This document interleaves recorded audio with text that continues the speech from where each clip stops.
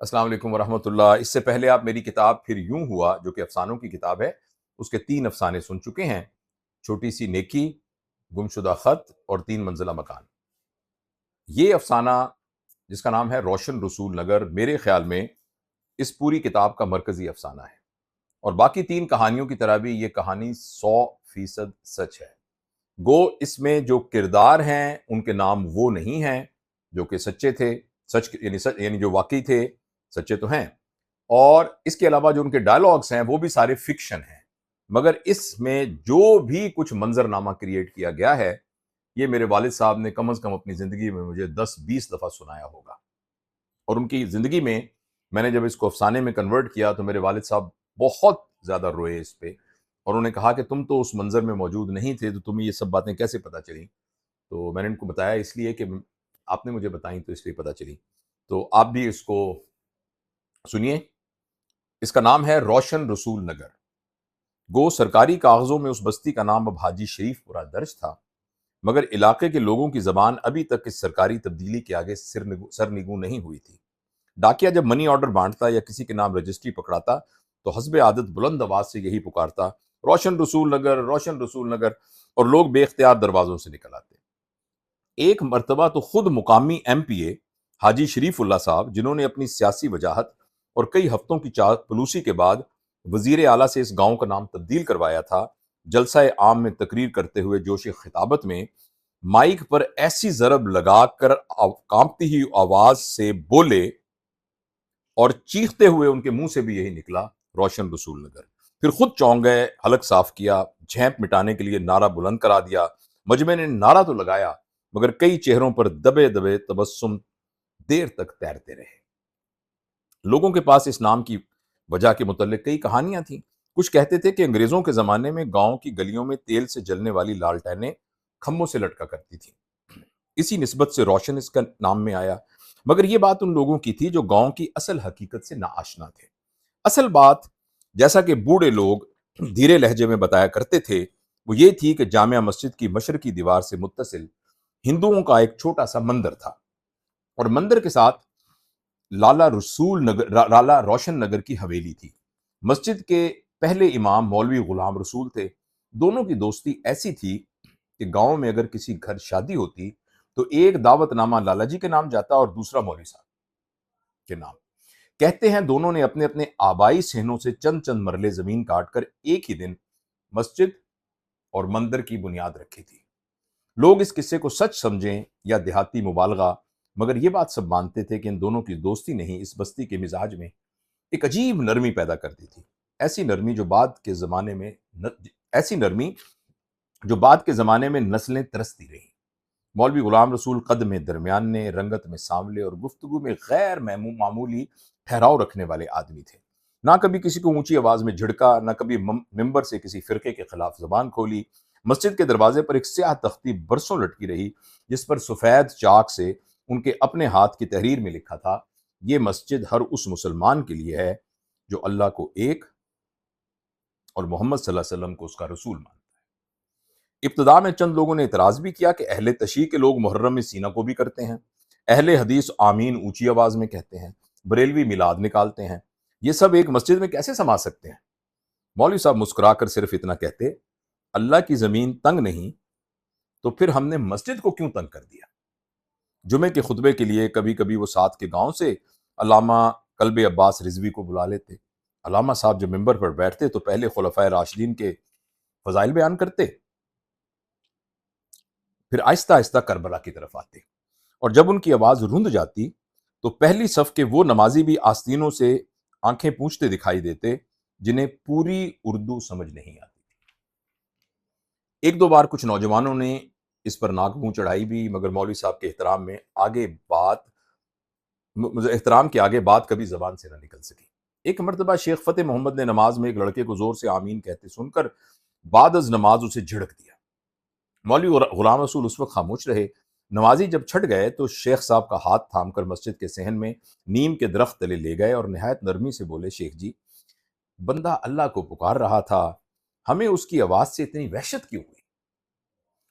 شیخ فتح محمد نے کچھ کہنا چاہا، مگر مولوی صاحب کی آنکھوں میں ایسی معصوم سنجیدگی تھی کہ وہ صرف داڑھی کھجاتے رہ گئے۔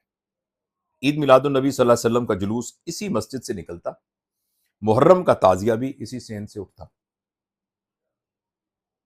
اور دونوں جلوسوں کی راہ مندر کے سامنے سے ہو کر گزرتی۔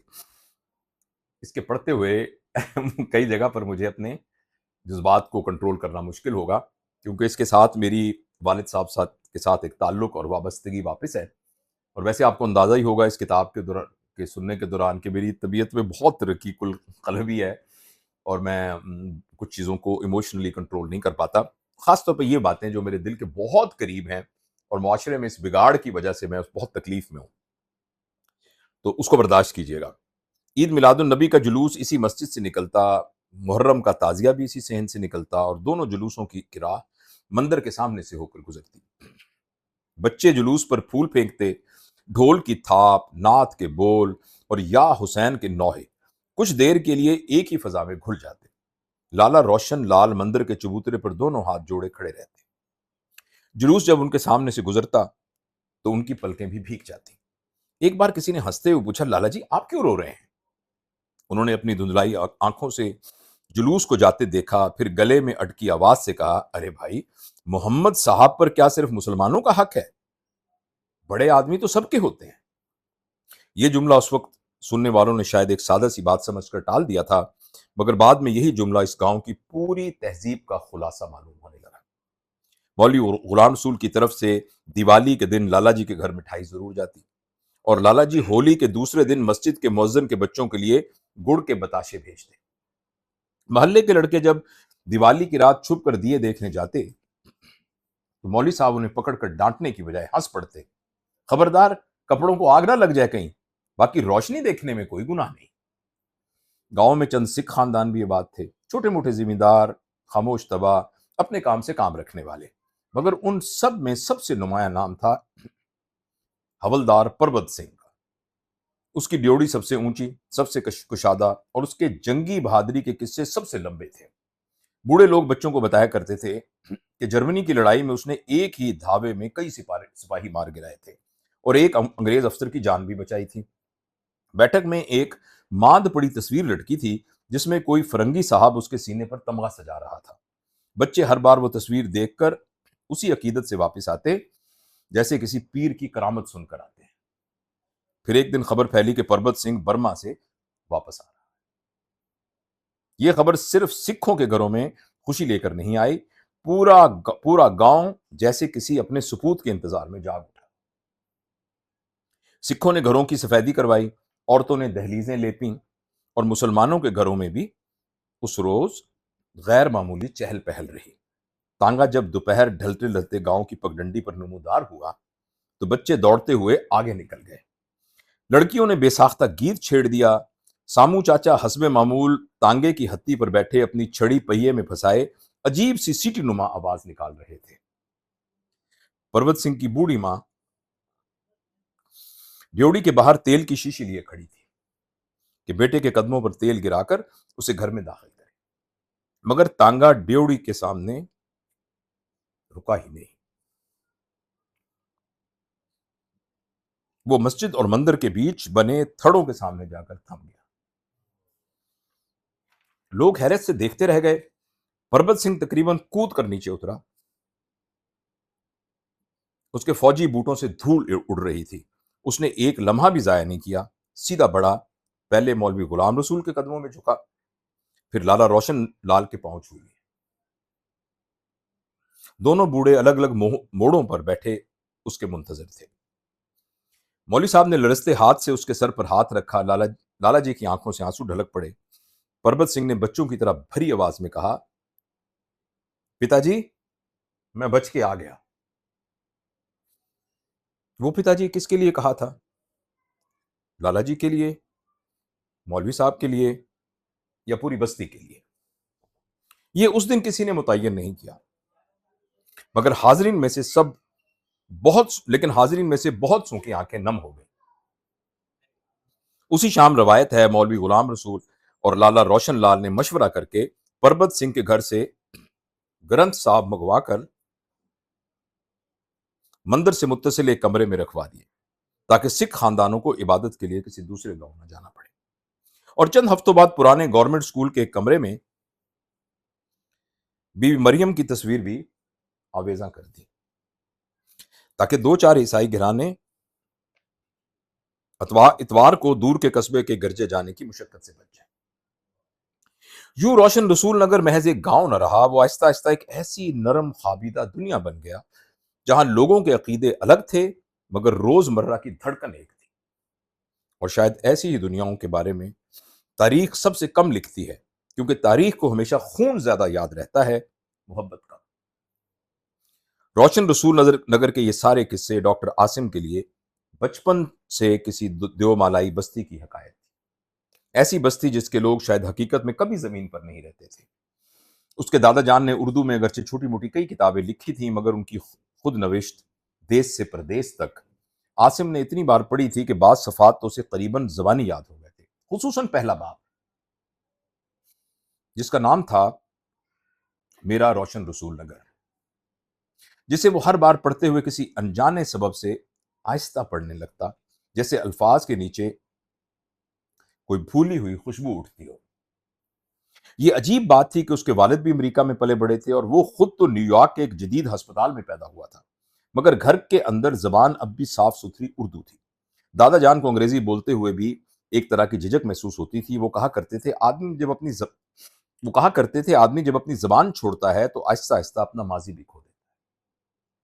بچپن میں عاصم کو یہ جملہ محض ایک بزرگ کی نصیحت لگتا رہا، مگر دادا کی وفات کے بعد اسے پہلی بار احساس ہوا کہ کچھ جملے انسان کے اندر دیر سے کھلتے ہیں، بالکل ویسے جیسے زخم دیر سے درد دیتے ہیں۔ دادا جان روشن رسول نگر سے پہلے شہر اور پھر امریکہ گئے تھے۔ نیو یارک کے برف آلود دنوں میں جب وہ کھڑکی کے پاس بیٹھ کر اپنی یادداشتیں لکھتے تو ان کی آنکھوں میں ایک عجیب نمی تیرنے لگتی۔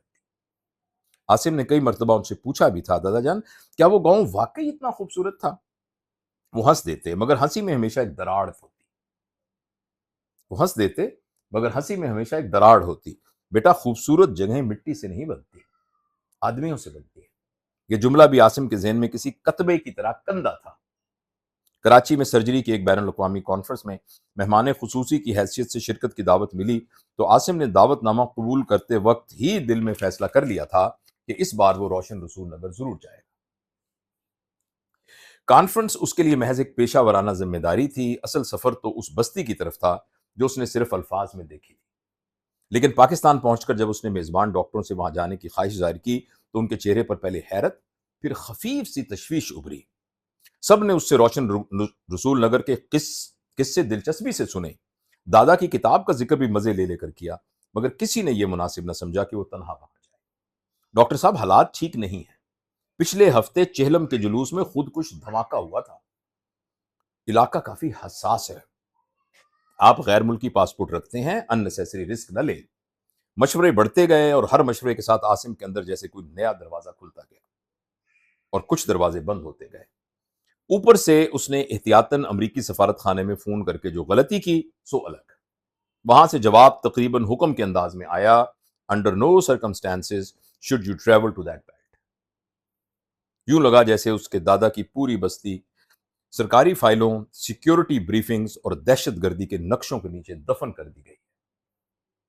دو روزہ کانفرنس ختم ہوتے ہی وہ غیر معمولی اداسی میں مبتلا ہو چکا تھا۔ وہ اپنی زندگی میں دوسری بار پاکستان آیا تھا اور شاید پھر نہ جانے کب آنا نصیب ہو۔ راولپنڈی میں ایک دور کے چچا کے سوا اس کا کوئی قریبی رشتہ دار بھی یہاں نہیں تھا۔ اسے پہلی بار یہ احساس ہوا کہ بعض جگہیں رشتہ داروں سے نہیں، یادوں سے آباد ہوتی ہیں، اور اگر آدمی ان یادوں تک نہ پہنچ سکے تو وہ دوہری یتیمی میں مبتلا ہو جاتا ہے۔ عاصم کو شام کو ہوٹل کے کمرے میں اس نے ضرورت سے زیادہ کھانا کھایا، جیسے بعض لوگ غم کے وقت خاموشی نگلنے کی کوشش کرتے ہیں۔ دوبارہ سنیں کیسے؟ شام کو ہوٹل کے کمرے میں اس نے ضرورت سے زیادہ کھانا کھایا، جیسے بعض لوگ غم کے وقت خاموشی نگلنے کی کوشش کرتے ہیں۔ پھر غسل خانے کے بڑے ٹب میں گرم پانی بھر کر آدھی بند آنکھوں کے ساتھ اس میں لیٹ گیا۔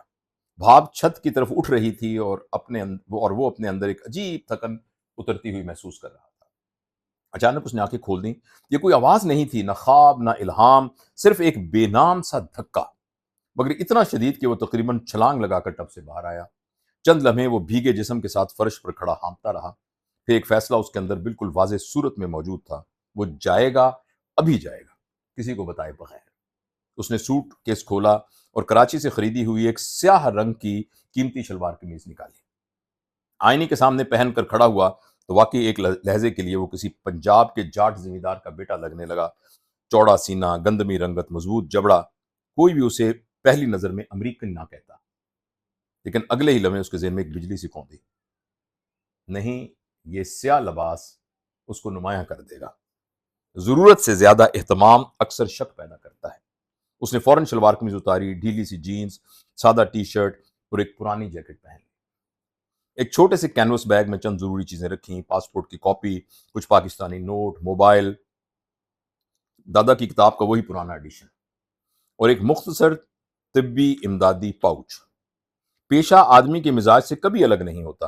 لفٹ سے نیچے اترتے ہوئے اس کا دل غیر معمولی تیزی سے دھڑک رہا۔ ہوٹل کے شیشے کے دروازے سے باہر نکل کر جب اس نے سڑک پر پہلی ٹیکسی روکی تو اسے یوں محسوس ہوا جیسے وہ کسی سفر پر نہیں، کسی راز میں داخل ہو رہا ہے۔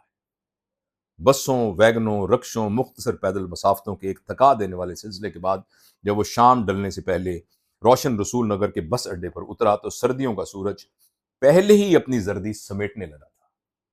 آسمان کی نیلاہٹ پر کہیں کہیں راکھ مل دی گئی تھی، ہواؤں میں جلتے ربڑ اور دھول کی ملی جلی بو تھی۔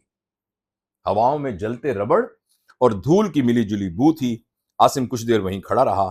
یہ وہ جگہ تھی جہاں اس نے اپنی یادداشت میں ہمیشہ جسے اس نے اپنی یادداشت میں ہمیشہ دادا کے الفاظ کے ذریعے دیکھا تھا، اور اب پہلی بار اصل زمین اس کے جوتوں کے نیچے تھی۔ اسے عجیب سا چکر محسوس ہوا، یوں لگا جیسے زمانے کی دو الگ پرتیں اس کے اندر ٹکرا گئی، ایک وہ جن میں تیل کی لالٹینیں جلتی تھیں، مندر کے سامنے پھول بکھرتے تھے اور پربت سنگھ تانگے سے کود کر مولوی غلام رسول کے قدموں میں گرتا تھا، اور دوسری یہ جس میں بس اڈے کے ٹوٹے بورڈ پر سرخ پینٹ سے لکھا تھا حاجی شریف پورہ، اور بورڈ کے نیچے دیوار پر تازہ چشمہ ایک بینر ہوا میں پھڑ پھڑا رہا تھا جس پر لکھا تھا کافر کافر شیعہ کافر۔ عاصم نے بے اختیار گردن موڑ لی۔ اسے ایسا محسوس ہوا کہ جیسے کسی نے اس کے دادا کی کتاب کے پہلے صفحے پر سیاہی پھینک دی۔ بازار کی طرف جانے والی سڑک غیر معمولی حد تک سنسان تھی۔ ایک دو دکانوں پر ادھ کھلے شٹر کے پیچھے لوگ بیٹھے ضرور تھے، مگر ان کے چہرے پر ایسی چکناہٹ نہیں تھی جیسے ہر آنے جانے والے کو پرکھ رہے ہوں۔ سڑک کے کنارے دو جگہ جلے ہوئے ٹاروں کی راکھ پڑی ہوئی تھی۔ ربڑ کی بو اب زیادہ نمایاں تھی، شاید آج بھی کوئی احتجاجی جلوس گزرا تھا۔ عاصم کے قدم ایک لمحے کو رکے۔ اسے پہلی بار سنجیدگی سے محسوس ہوا کہ یہاں آنا حماقت تھی، لیکن پھر اسی لمحے دادا کا جملہ اندر سے ابھرا، آدمی جب اپنی زبان چھوڑتا ہے تو آہستہ آہستہ اپنا ماضی بھی کھو دیتا ہے۔ عاصم نے جیسے اپنے آپ سے کہا، میں ماضی کھونے نہیں آیا، میں اسے چھونے آیا ہوں۔ وہ چل پڑا۔ چوک بازار سے گزرتے ہوئے ہر دوسری چیز اسے اجنبی لگ رہی تھی، اور دوبارہ پڑھتا ہوں، چوک بازار سے گزرتے ہوئے ہر دوسری چیز اسے اجنبی بھی لگتی تھی اور پہچانی ہوئی بھی۔ پرانے ریلوے اسٹیشنوں پر لگے فرنگی دور کے سیاہ آہنی کھمبوں جیسا ایک کھمبا دیکھ کر اس کے ذہن میں فوراً تیل سے جلتی ہوئی لالٹینیں روشن ہو گئی، حالانکہ وہاں کچھ نہیں تھا۔ دو منزلہ ایک مکان کے برآمدے کو دیکھ کر اسے یوں لگا کہ جیسے ابھی لالا روشن لال جھک کر نیچے جھانکیں گے۔ دور کہیں سے کسی بچے کے رونے کی آواز آئی تو اس نے انجانے میں تانگے کی گھنٹی سن لی۔ دوبارہ پڑھوں کیسے؟ دور کہیں سے کسی بچے کے رونے کی آواز آئی تو اس نے انجانے میں تانگے کی گھنٹی سن لی۔ یادداشت کبھی کبھی حقیقت سے زیادہ طاقتور فریب پیدا کرتی ہے، مگر یہ فریب زیادہ دیر تک قائم نہ رہ سکا۔ جامع مسجد کا صدر دروازہ سامنے نمودار ہوا، مگر اس کے ساتھ وہ مندر نہ تھا جس کی تصویر دادا نے کئی بار کھینچی تھی۔ مندر کی جگہ اب ایک دو منزلہ عمارتیں تھیں جس کے نیچے بند شٹر اور اوپر کالے شیشوں والی کھڑکیاں تھیں۔ مسجد اور مندر کے بیچ والا تھڑا بھی غائب تھا۔ عاصم کی آنکھیں بے اختیار وہ دو چھوٹے موڑے تلاش کرتی رہی، مگر وہاں کچھ نہ تھا، صرف سیمنٹ تھا خاموش بے یاد سیمنٹ. اس کے سینے میں جیسے کسی نے دھیرے سے مٹھی بھینچ دی ہو. اس کے سینے میں جیسے کسی نے دھیرے سے مٹھی بھینچ دی ہو. وہ کچھ لمحے وہاں کھڑا رہا، پھر نہ جانے کسی کشش کے تحت مسجد کے اندر داخل ہوا. مسجد کے سین میں داخل ہوتے ہی عاصم کو سب سے پہلے جو چیز محسوس ہوئی وہ خاموشی نہیں بلکہ ایک دبیز سی اجنبیت تھی. اذان میں ابھی چند منٹ باقی تھے. وضو خانے کے پاس چند آدمی آستینے چڑھائے وضو کر رہے تھے. 2 بوڑھے نمازی پہلی صف میں جائے نماز سیدھی کر رہے تھے. ایک دبلا پتلا لڑکا مؤذن کے کمرے سے لوٹے اٹھا ٹھگر لا رہا. سب کچھ بظاہر معمول کے مطابق تھا، لیکن عاصم کو یوں محسوس ہوا جیسے اس پورے منظر میں اس کے لیے کوئی جگہ مخصوص نہیں. وہ آہستہ قدموں سے وضو خانے کی طرف بڑھا. 1-2 آدمیوں نے سرسری نگاہ سے دیکھا، پھر دوبارہ اپنے کام میں لگ گئے. مگر یہ وہ سرسری نگاہ نہ تھی جو ایک اجنبی پر پڑتی ہے. اس میں ایک سوال بھی تھا، ایک احتیاط بھی تھی، اور شاید ایک غیر مرئی فاصلہ بھی. اس نے نلکے کے نیچے ہاتھ رکھے تو پانی غیر معمولی ٹھنڈا تھا. چہرے پر چھینٹے مارتے ہوئے اسے اچانک نیو یارک کے ہسپتال کے سٹرلائزڈ واش بیسن یاد آ گئے. چمکتے ہوئے سٹیل، سینسر ٹیپس، بے بو پانی، اور پھر فوراً اپنے دادا کی کتاب کا ایک جملہ: ہماری مسجد کے وضو خانہ کا پانی سردیوں میں ہڈیوں تک اتر جاتا تھا، مگر نہ جانے کیوں وضو کے بعد دل میں ایک عجیب حرارت پڑ جاتی تھی. عاصم نے بے اختیار آنکھیں بند کر لیں. کیا واقعی جگہیں بھی یاد رکھتی ہیں کہ کون ان سے بچھڑ گیا تھا؟ کیا واقعی جگہیں بھی یاد رکھتی ہیں کہ کون ان سے بچھڑ گیا تھا؟ اذان شروع ہوئی. آواز بلند تھی، مگر اس میں وہ ٹھہراؤ نہ تھا جس کی تصویر عاصم نے اپنے ذہن میں مولوی غلام رسول کے حوالے سے بنائی تھی. یہ آواز تیز تھی، جلدی میں تھی، جیسے کسی کو اپنا فرض پورا کرنا ہو. نماز کے لیے صفیں بننے لگیں. عاصم پہلی صف کے قریب جا کھڑا ہوا. اس کی جینز، کینوس کے جوتے، کلین شیو چہرہ اور ننگا سر پہلے ہی نظر میں اسے باقی نمازیوں سے الگ کر رہے تھے. بظاہر کسی نے کچھ نہیں کہا، مگر 2-3 ترچھی نگاہیں اس پر ضرور آ کر ٹھہر گئیں. ساتھ کھڑے ایک شخص نے خاموشی سے انگلی کے اشارے سے اسے پینٹ کے پانچے اوپر کرنے کو کہا. عاصم نے فوراً تعمیل کی اور ایک بے جان سی مسکراہٹ لبوں پر لانے کی کوشش بھی کی. نماز شروع ہوئی. امام کی قرأت سنائی دے رہی تھی، مگر عاصم کا ذہن منتشر تھا. وہ سجدے میں جاتا تو اسے یوں محسوس ہوتا جیسے اس کے ماتھے کے نیچے صرف مسجد کا فرش نہیں بلکہ دادا کی پوری گم شدہ دنیا بچھی ہوئی ہے. ہر رکعت کے ساتھ اس کے اندر ایک عجیب گھٹن بڑھتی جا رہی تھی. سلام پھیرا تو لوگ تسبیحات میں مشغول ہو گئے. عاصم کا جی چاہا کہ مسجد کے مختلف حصوں کی تصویریں لے لے. یہی وہ جگہ تھی جسے دادا نے لفظوں میں امر کیا تھا، مگر نہ جانے کیوں اس کی ہمت نہ ہوئی. شاید اسے محسوس ہو رہا تھا کہ اس فضا میں موبائل نکالنا کسی قبرستان میں کہکا لگانے جیسا ہوگا. کیا سر؟ شاید اسے محسوس ہو رہا تھا کہ اس فضا میں موبائل نکالنا کسی قبرستان میں کہکہا لگانے جیسا ہوگا. وہ خاموشی سے باہر کی طرف بڑھا. مسجد کے دروازے کے قریب بیٹھ کر اس نے اپنے کینوس کے جوتوں کے تسمے باندھنے کے لیے گھٹنا موڑا ہی تھا کہ اچانک اسے کسی نہایت نرم لمس دوبارہ پڑھتا ہوں. اپنے گھٹنا موڑا ہی تھا کہ اچانک کسی نہایت نرم مگر واضح لمس نے اس کے دائیں کندھے کو چھوا. وہ چونک کر پلٹا. پیچھے کوئی نہ تھا، صرف خالی صحن، نیم تاریکی اور وضو خانے کی طرف جاتی نم فرش والی گزرگاہ. چند لمحے وہ ساکت بیٹھا رہا. پھر اس نے اپنے آپ کو سمجھایا، شاید کپڑے کا کنارہ، شاید وہم، شاید تھکن، مگر اسی لمحے اس کے پورے جسم میں ایک سرد لہر دوڑ گئی. وضو خانے کے پچھلے حصے کی طرف جہاں روشنی کم تھی اسے ایک قبر دکھائی دی. یہ قبر اس نے اندر آتے وقت کیوں نہیں دیکھی؟ وہ آہستہ آہستہ اس کی طرف بڑھا. شام مزید گہری ہو چکی تھی. عام حالات میں بغیر اینک کے وہ قریب کا متن بھی نہیں پڑھ سکتا تھا، مگر نہ جانے کیوں اس نے اس قبر کا کتبہ دور ہی سے غیر معمولی وضاحت کے ساتھ نظر آنے قبر کا کتبہ دور ہی سے غیر معمولی وضاحت کے ساتھ نظر آنے لگا. اوپر فارسی کا ایک شعر کندھا تھا: مرگ خوابست و حیاتش دیگر آغاز ہست، اور اس کے نیچے نسبتاً بڑے حروف میں لکھا تھا: مولوی غلام رسول رحمت اللہ علیہ. مولوی غلام رسول رحمت اللہ علیہ. عاصم کے قدم جیسے زمین میں گڑ گئے. کچھ لمحے وہ خطبے کو گورتا رہا، پھر اس نے اپنا کینوس بیگ دونوں گھٹنوں کے درمیان دبا لیا اور ہاتھ اٹھا کر فاتحہ پڑھنے لگا. دعا میں آخر کتنی دیر لگتی ہے؟ 1 منٹ، 2 منٹ. لیکن جب اس نے آنکھیں بند کیں تو وقت کسی اور ہی رفتار میں بہنے لگا. دادا کی کتاب کے جملے قطار اندر قطار اس کے ذہن میں سے گزرنے لگے. مولوی صاحب جب ہنستے تھے تو داڑھی میں سفیدی ہلتی تھی. لالا جی محرم میں نظر کا شربت خود بانٹتے تھے. پروت سنگھ نے واپسی پر مولوی صاحب کے پاؤں چھوئے تھے.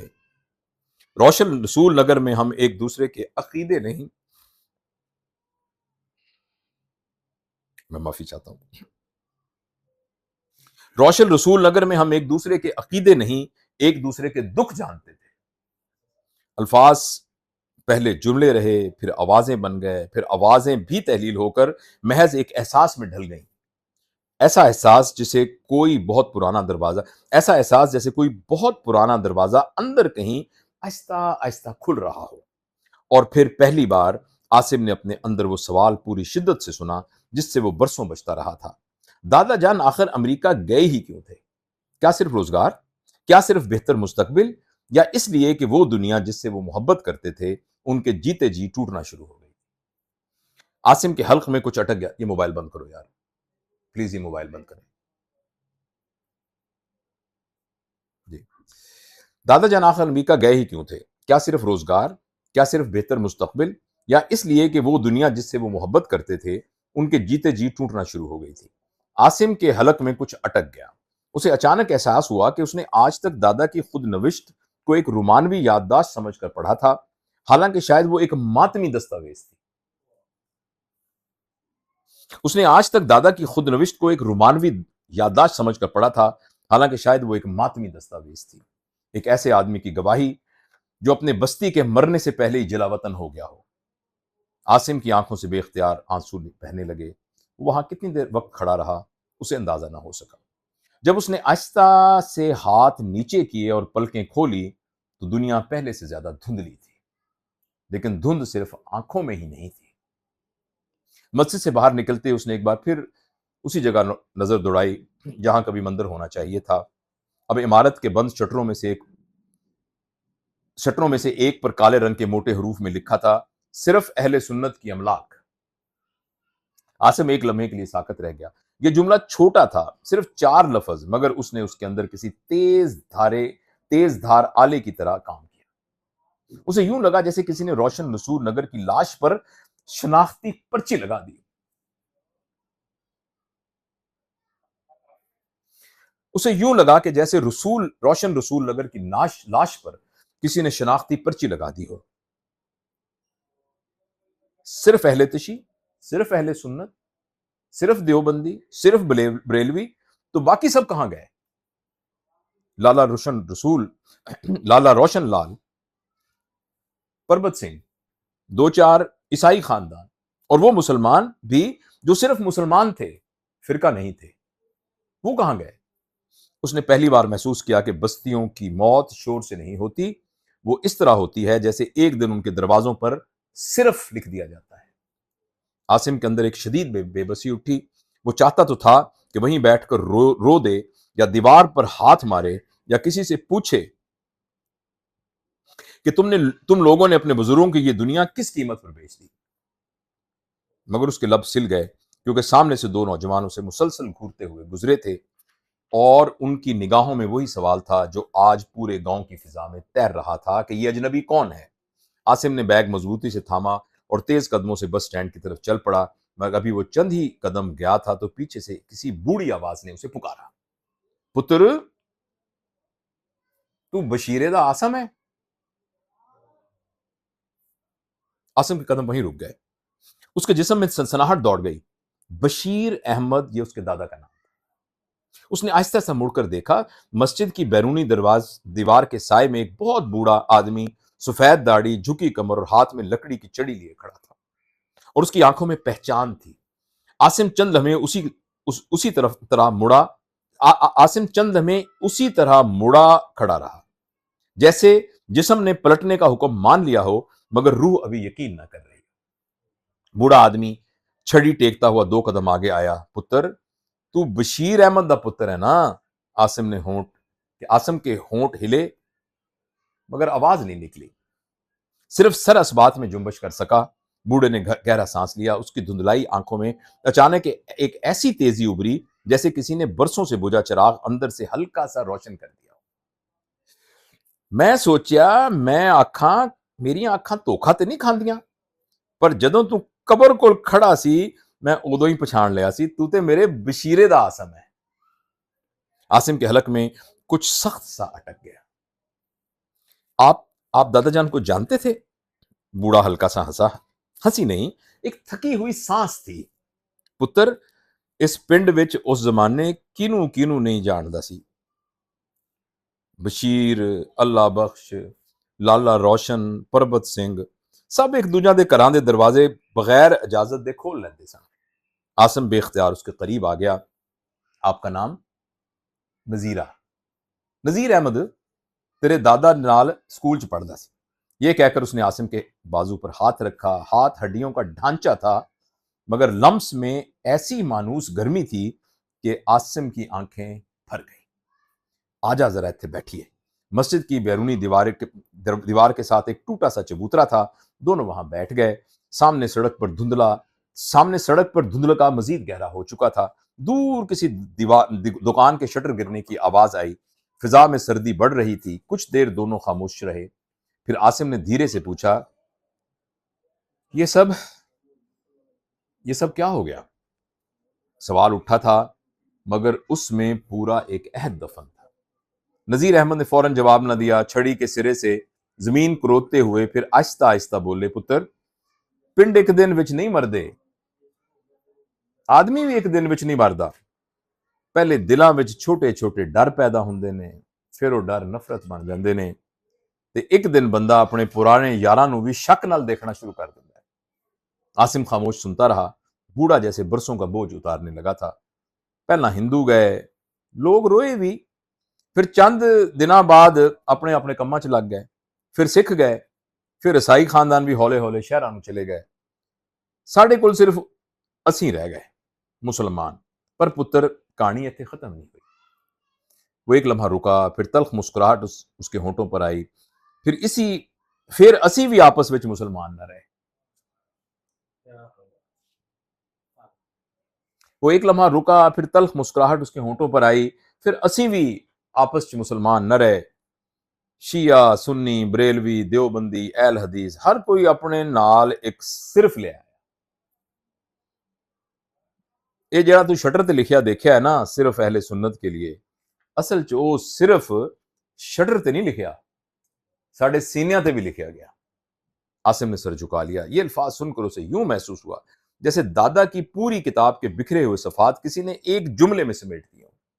نذیر احمد بولتے رہے، مولوی غلام رسول جے بندے مر گئے، لالا روشن لال جے بندے چلے گئے، پربت سنگھ ورگے لوگ مڑ کے نہ آئے، تے جدوں ایسے لوگ نہیں رہندے نا پتر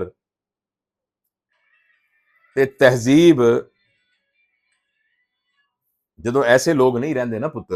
تہذیب کتاباں وچ رہ جاندی ہے، پنڈاں وچ نہیں۔ عاصم نے بے اختیار جیب سے رومال نکالا۔ اسے احساس ہو رہا تھا کہ وہ صرف ایک بوڑھے آدمی کی باتیں نہیں سن رہا، وہ اپنی نسل کے نام ایک فرد جرم سن رہا ہے۔ دادا جان واپس کیوں نہیں آئے تھے؟ اس نے نہایت مشکل سے پوچھا۔ نذیر احمد نے ایک طویل نظر اس پر ڈالی۔ آئے سن؟ عاصم چونک اٹھا۔ کیا؟ ہاں، پاکستان بنن تو بعد 2 واری آئے سی، ایک واری میں خود نال لے کے پھریا سی، دوجی واری جدوں گئے نا تے مینوں کہہ گئے کہ نذیریا میرا روشن رسول اگر ہن کاغذاں وچ ہے، زمین تے نہیں، پھر نہیں آئے کدے واپس۔ یہ سنتے ہی عاصم کے اندر کچھ ٹوٹ گیا۔ اسے پہلی بار دادا کی وہ خاموشی سمجھ میں آئی جو نیو یارک کی برفانی شاموں میں کھڑکی کے پاس بیٹھے ان کے چہرے پر اتر آتی تھی۔ وہ گاؤں کو چھوڑ کر نہیں گئے تھے، وہ ایک مرتی ہوئی دنیا کا آخری منظر دیکھ کر پیچھے ہٹ گئے تھے۔ عاصم نے دونوں ہاتھوں سے چہرہ ڈھانپ لیا، کافی دیر کوئی کچھ نہ بولا۔ دور کہیں عشاء کے اذان کی ابتدائی صدائیں ابھرنے لگیں۔ نذیر احمد نے دھیرے سے کہا، رونا نہیں پتر، جڑا بندہ یاد رکھدا ہے وہ تھوڑا جا پنڈ بچا لیندا ہے۔ یہ جملہ عاصم کے اندر بہت گہرائی تک اتر گیا۔ اس نے آہستہ سے ہاتھ ہٹائے، آنکھیں سرخ تھیں۔ میں دادا جان کی کتاب دوبارہ چھپواؤں گا، انگریزی میں بھی، اردو میں بھی۔ میں لوگوں کو بتاؤں گا کہ یہاں کبھی کیا تھا۔ نذیر احمد نے سر ہلایا، مگر اس کے ہونٹوں میں ایک عجیب سی اداس مسکراہٹ تھی۔ کتاباں ضرور چھپوا پتر، پر یاد رکھیں کتاباں پنڈ دا نا نہیں بچا سکدیاں، پنڈ دا مزاج نہیں، مزاج تا بندے بچا سکتے ہیں۔ یہ کہہ کر وہ آہستہ آہستہ اٹھ کھڑے ہوئے۔ عاصم نے سہارا دینا چاہا، مگر انہوں نے ہاتھ کے اشارے سے منع کر دیا۔ بس سٹینڈ وال جانا ہے نا، آ جا، میں تھوڑا راہ تینوں دس دیواں۔ دونوں کچھ دیر ساتھ ساتھ چلتے رہے۔ سڑک پر پیلی بتیوں کا مدھم نور پھیل چکا تھا۔ بند شٹروں، خاموش دیواروں اور ہوا میں اڑتے کاغذوں کے درمیان عاصم کو یوں لگ رہا تھا جیسے وہ کسی زندہ گاؤں سے نہیں بلکہ ایک بہت بڑے مزار سے گزر رہا ہو۔ بس سٹینڈ قریب آیا تو نذیر احمد رک گئے۔ جا پتر، تو جدوں امریکہ جاویں نا تے بشیرے نوں آکھیں روشن رسول نگر ہن بھی انہوں یاد کردا ہے۔ عاصم کی پلکیں لرز گئیں۔ وہ جانتا تھا کہ دادا جان اب اس دنیا میں نہیں، مگر اس نے پھر بھی سر ہلا دیا، جیسے بعض جھوٹ سچ سے زیادہ مقدس ہوتے ہیں۔ بس آ چکی تھی۔ عاصم پائیدان پر قدم رکھ کر ایک لمحے کو مڑا۔ بس پر منظر دیکھ، پائیدان پر قدم رکھ کر ایک لمحے کو مڑا۔ نذیر احمد وہیں کھڑے تھے، چھڑی پر جھکے، دھندلکے میں آہستہ آہستہ تحلیل ہوتے ہوئے۔ بس چل پڑی۔ کھڑکی سے باہر دیکھتے ہوئے عاصم نے آخری بار گاؤں کے بورڈ کو گزرتے ہوئے دیکھا۔ پہلی روشنی میں سرکاری حروف صاف چمک رہے تھے، حاجی شریف پورہ۔ لیکن عاصم کی بند ہوتی آنکھوں کے اندر، کہیں بہت اندر، ایک دوسرا نام پوری آبوتاب سے روشن تھا، روشن رسول نگر۔ اور اسے پہلی بار سمجھ آیا کہ بعض بستیوں کو حکومتیں نہیں مٹاتی، ان کے لوگ مٹاتے ہیں، اور بعض بستیوں کو لوگ نہیں بچا پاتے، صرف یاد رکھنے والے دل بچا دیتے ہیں۔ بہت بہت شکریہ۔ یہ افسانہ آپ نے سنا۔ جیسا میں نے آپ کو پہلے عرض کیا تھا کہ یہ افسانہ، اس کے کردار فکشن ہیں، افسانوی ہیں، ان کے ڈائلاگز افسانوی ہیں، لیکن یہ بات حقیقت ہے۔ اور میرے والد صاحب نے اس طرح کے مناظر اپنی زندگی میں مجھے بے شمار سنائے۔ تو یہ ایک مرثیہ ہے، یہ ایک دکھ ہے جو میری نسل کے لوگ محسوس کر سکتے ہیں، اور میں یہ خواہش کرتا ہوں کہ جو آنے والی نسل ہے وہ میری اس ہمبل سی جو ادبی کوشش ہے اس کے تحت اس احساس کو اور اس کیفیت کو جو ہمارے معاشرے میں، ہمارے گھروں میں، ہمارے محلوں میں، ہمارے گاؤں میں، شہروں میں سے نکل گئی ہے، کسی طریقے سے اس کو واپس لانے کی کوشش کر سکیں۔